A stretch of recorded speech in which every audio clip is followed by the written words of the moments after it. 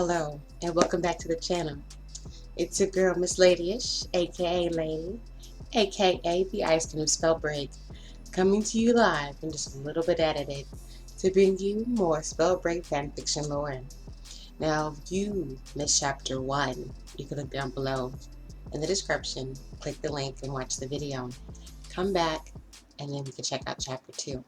If you've already seen chapter 1, sit back, grab yourself something to sip on, snack on, and let's just dive right in.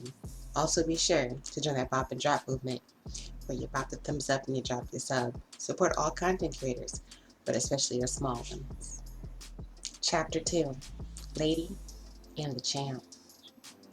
Lady had always been fascinated with the stories about the ultimate ice bow ever since she had first read of it as a child from an old tome she was given by a strange yet beautiful passerby with purple eyes.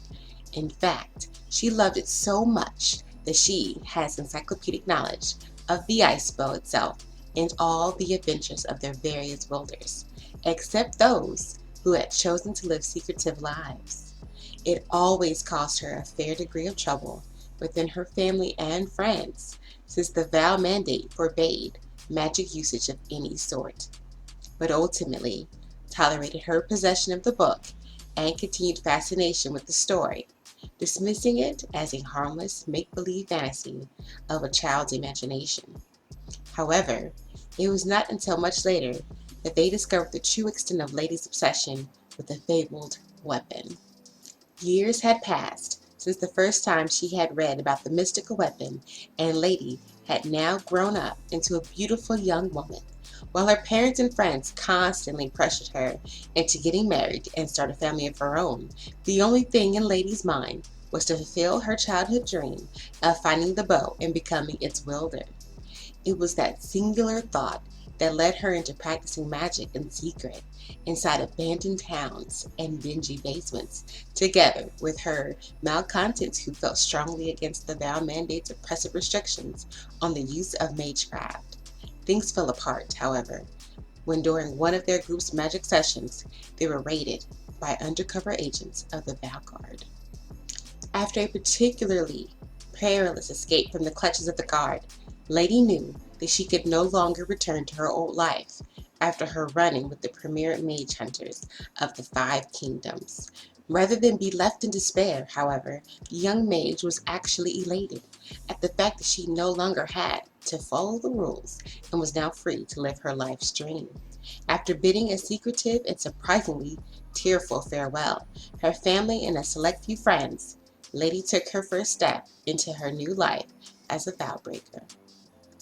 Upon formally joining the Order of Vow-Breakers, Lady quickly proved herself an extremely capable mage compared to most of her peers, utilizing her wit, cunning, and seemingly inborn talent for magic to garner herself a king's hoard of treasure and artifacts from the Hollow Lands. Her natural talent eventually caught the eye of Vera Emberdane, who began tutoring her in the finer arts of weaving the elements, helping her elevate her power even further than she already had done by herself. Eventually, Avira revealed to Lady about her role in her life, of how she was the one who first gave her the book as a child, and how she watched over her progress in the magical arts, thus finally proving to herself of the innate potential she saw in Lady back then when they first met. It was at this point that Avira revealed to a very surprised Lady that she not only knew of the location of the legendary ice bow, it was now Lady's turn to earn that weapon for herself. It was now her chance to make her dream come true. Sending her apprentice off for a supposedly simple task with only the cryptic instruction of "help the people of Longwatch," Lady set out to do just that. Day after day, the young mage would tirelessly help people with their lives, from something as mundane as chopping firewood for a family to outright heroic acts, such as fending off a horde of magically mutated beasts. Eventually, her deeds for the people of Longwatch somehow made something in her heart long for a particular place within the Hollowlands, finally realizing that this particular incident now made her worthy of the legendary bow. Lady set off to follow her heart.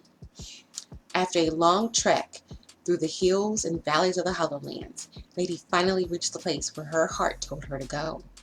It was here that she saw the ultimate Frostborn ice bow in all its mystical glory, but still in the clutches of its now rotted owner, who, from the looks of it, had been killed by a well-placed shot in the chest. However, as soon as Lady grabbed hold of the mystical bow, a bolt from an ice bow lodged deep inside her shoulder. She turned around to uncover the identity of her attacker, only to be surprised to see that it was none other than Vera Emberdane herself. Confused, Lady asked her why she would do something like this to her, to which Vera replied that it was all a trap, and that all she wanted was to have the bow in her possession so that she can conquer the world. This confused Lady, since she looked up to Vera and thought of her as a second mother. But upon closely examining the mannerisms of Vera Emberdane, Lady quickly realized that she was an imposter and called out on this Vera. This act caused Vera Emberdane to riddle Lady's body with more ice bolts, all the while questioning the young mage's motives and resolve over her own. Nevertheless, Lady never relented from her purpose and told her attacker of her dream to be a wielder and how it was all she wanted at first. However, after helping out the people of Long Watch, Lady explained that she now knew that her dream was merely a means to an end. To help people was her real dream, and with the mystical ice bow, she would be able to do that. After uttering those very words, the fake of Vera Emberdane before her vanished without a trace, as did her wounds, and as did the corpse of its former owner, with the only thing left being the legendary ice bow itself, now pulsating with frozen energy in her hands.